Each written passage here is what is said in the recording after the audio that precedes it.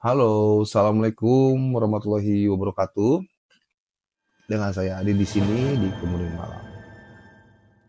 Di sesi kali ini saya akan ngobrol-ngobrol aja ya. Maksudnya saya akan bercerita sedikit tentang kadang-kadang ada pertanyaan ya teman-teman saya gitu kan.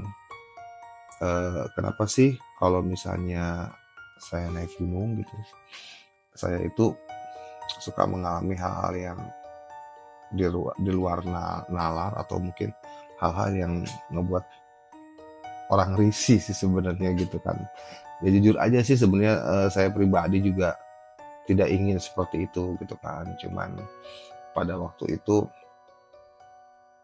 ya entahlah mungkin karena saya terlalu sensitif atau mungkin apa ya, ya banyak orang sih nggak percaya ya tentang gue ke gunung nggak pernah tuh ngalamin hal ya emang terkadang gunung tertentu juga saya juga nggak mengalami hal-hal yang gimana gitu, tapi ada gunung yang ya rata-rata sih yang hampir yang saya daki, saya mengalami suatu gesekan atau komunikasi ya dengan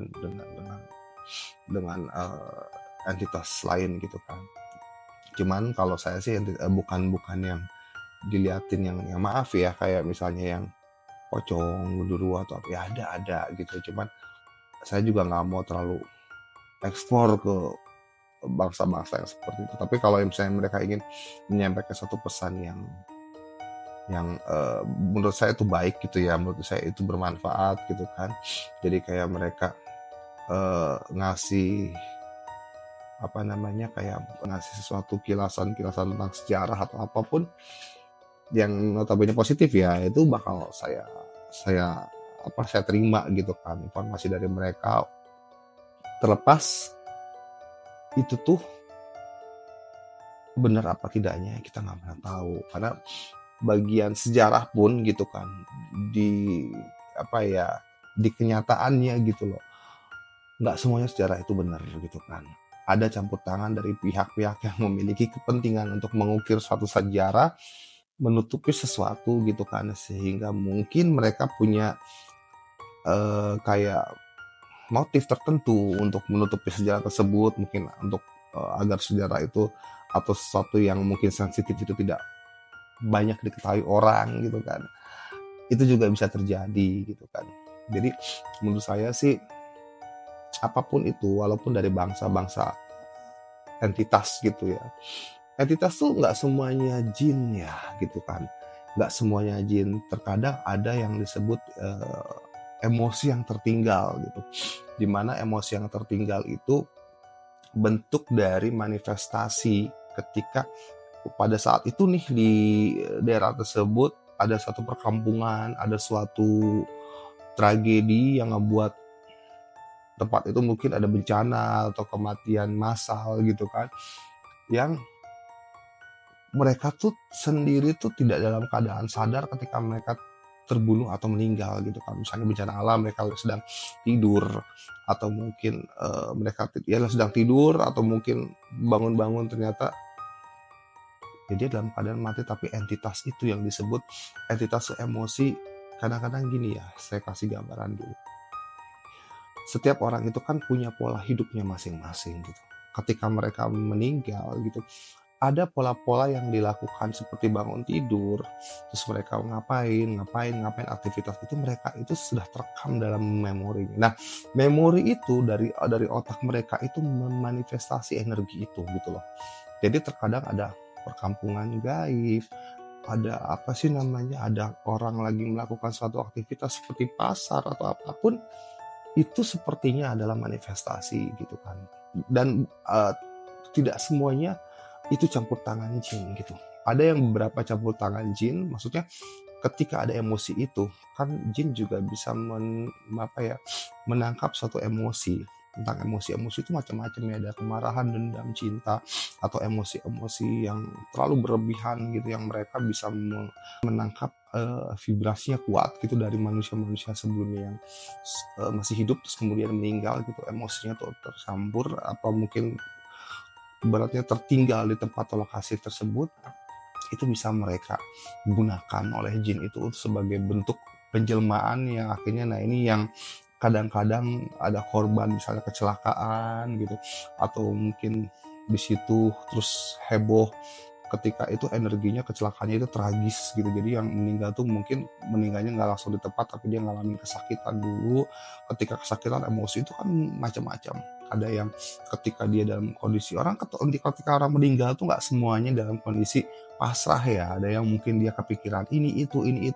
Ada emosi kesakitan atau dendam lah, campur aduk. Nah itu emosi-emosi yang kadang-kadang saya sebut emosi tertinggal. Biasanya kalau dalam Islam itu korin ya, jin korinnya itu yang banyak sih istilah-istilah kayak gitu, tapi saya lebih ke arah global aja, itu emosi yang tertinggal yang akhirnya kadang-kadang disusupin oleh bangsa jin, karena jin tuh suka segala sesuatu yang heboh, manusia tuh heboh, takut gitu.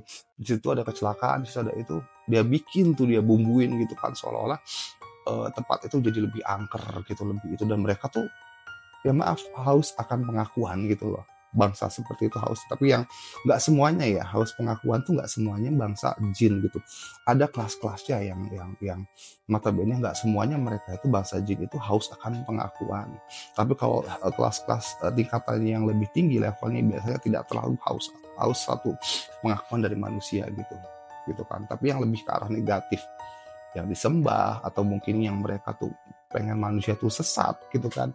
Nah ini yang kadang-kadang kita harus pahami dulu, karena sejatinya tidak semua bangsa jin itu buruk gitu, tidak semua bangsa jin itu jahat, tidak semua bangsa jin itu menyesatkan, tidak semua. Jadi jin itu juga terbagi golongan-golongan yang bermacam-macam gitu, lebih dari satu dua atau mungkin banyak bergolongan-golongan jin. Pernah saya temuin nggak semuanya jahat gitu loh. Mereka juga memiliki kehidupan masing-masing gitu, mereka juga punya kebudayaan atau mereka punya tradisi masing-masing, dan biasanya kalau jin-jin atau mungkin bangsa-bangsa entitas-entitas kayak gitu yang punya juga tugas-tugasnya mungkin menjaga keseimbangan alam gitu kan, mungkin juga bagian apa namanya, membuat keamanan agar lingkungan itu tidak terancam dan diganggu dan dirusak manusia. Mereka juga punya andil itu gitu loh. Jadi kayak misalnya mereka tidak ingin hutan itu dieksploitasi manusia secara berlebihan gitu.